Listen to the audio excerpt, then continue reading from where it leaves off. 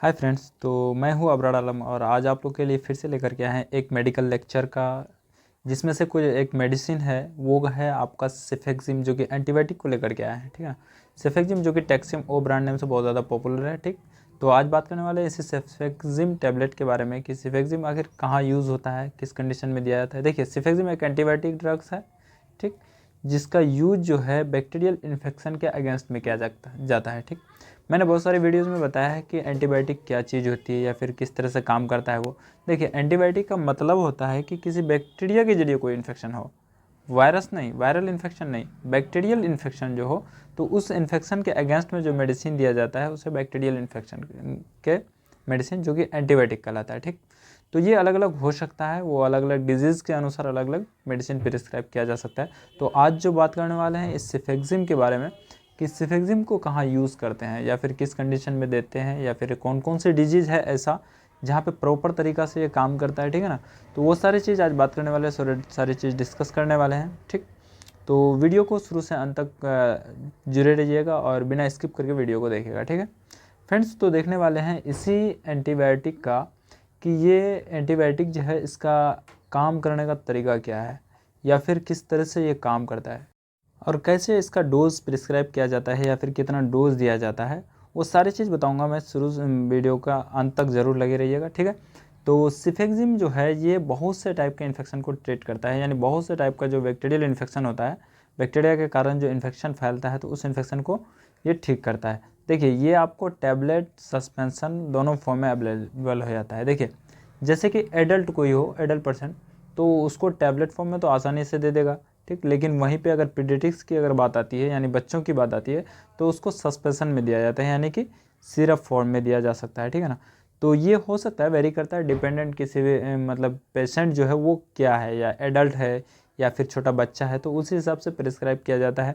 जैसे बड़ा हो गया, जैसे जवान हो गया, तो उसको तो टैबलेट आसानी से दे सकता है और टैबलेट उसका यूज़ कर सकते हैं। लेकिन वहीं पे बच्चा हो जाए तो फिर उस बच्चे के लिए जो प्रिस्क्रिप्शन लिखना होता है, तो टैबलेट को तो तोड़ के खिलाया नहीं ना जा सकता है, इसीलिए उनके लिए जो बनाया गया है वो है सस्पेंशन में। ठीक, और सस्पेंशन में भी जो देता है तो उसका बहुत ही मतलब उसका डोज कम करके दिया जाता है और उसका बॉडी वेट के अनुसार ही उसको बनाया गया है या फिर फॉर्म किया गया है। ठीक, तो जिस तरह की इन्फेक्शन वाले पेशेंट होते हैं उस हिसाब से प्रिस्क्राइब किया जाता है, जिसको जैसा लगता है। ठीक, तो देखने वाले हैं इसको कि सिफेक्सिम जो मेडिसिन है इसका जो यूज़ है ना, आप ऐसे यूज़ नहीं कर सकते हैं, यानी डॉक्टर के प्रिस्क्रिप्शन पे ही इसका यूज़ करा जाता है। जैसे बहुत सारी मेडिसिन है, ऐसे जाते हैं मेडिकल में लेते हैं और लेकर के यूज़ कर लेते हैं, तो इस मेडिसिन को ऐसा नहीं करना है, क्योंकि ये थोड़ा सा एंटीबायोटिक मेडिसिन है और एंटीबायोटिक जो है इसका साइड इफ़ेक्ट भी बहुत ज़्यादा होता है। ठीक, इस वजह से इसको यूज़ नहीं करना। उसके बाद देख लेते हैं इसका यूज कहाँ कहाँ करते हैं। ठीक, तो आपको ये इसका यूज़ जो है ब्रोंकाइटिस जैसी प्रॉब्लम में यूज़ करा जा सकता है, उसके बाद गनोरिया में यूज़ कराया जाता है, और कान में किसी तरह का इन्फेक्शन होता है, एयर इन्फेक्शन जिसको बोलते हैं, या फिर थ्रोट इन्फेक्शन और इन्फेक्शन इन टॉन्सिल यानी टॉन्सिलाइटिस में। तो देखिए, इस चीज़ को मैं डिटेल में बता देता हूँ कि टॉन्सिलाइटिस क्या होती है। देखिए, किसी भी वर्ड के आगे अगर आर्टिस जुड़ा होता है तो इसका मतलब कि वहाँ पे इन्फ्लेमेशन हो गया। जैसे टॉन्सिल में आर्टिस जुड़ा हुआ है तो टॉन्सिलाइटिस, और टॉन्सिलाइटिस का मतलब कि टॉन्सिल में इन्फ्लेमेशन आ गया किसी बैक्टीरिया के कारण। उसी तरह से ब्रोंकाइटिस भी होता है, यानी ब्रोंकियल में अगर आपको इन्फ्लेमेशन आ जाए तो उसको ब्रोंकाइटिस बोला जाता है, तो वहाँ भी यूज़ किया जाता है। गोनोरिया जैसी प्रॉब्लम में भी यूज़ किया जाता है। तो गोनोरिया क्या होता है?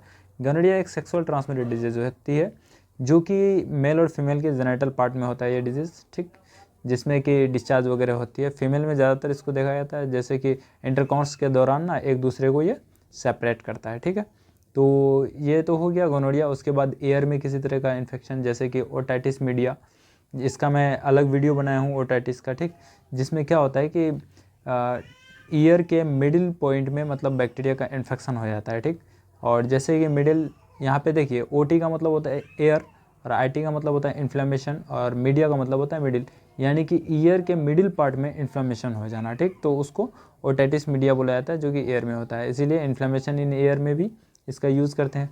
उसके बाद थ्रोट में किसी तरह का इन्फेक्शन, जैसे कि टॉन्सिल वगैरह बताया था ना, तो थ्रोट में अगर किसी तरह का बैक्टीरिया का इन्फेक्शन होता है तो उस इन्फेक्शन में भी इस मेडिसिन का यूज़ करते हैं, सिफेक्सिम का। ठीक है ना, तो यहाँ पे देखिए मैंने टेक्सिम ओ लिख के रखा है, तो टेक्सिम ओ जो है ये एक ब्रांड नेम है।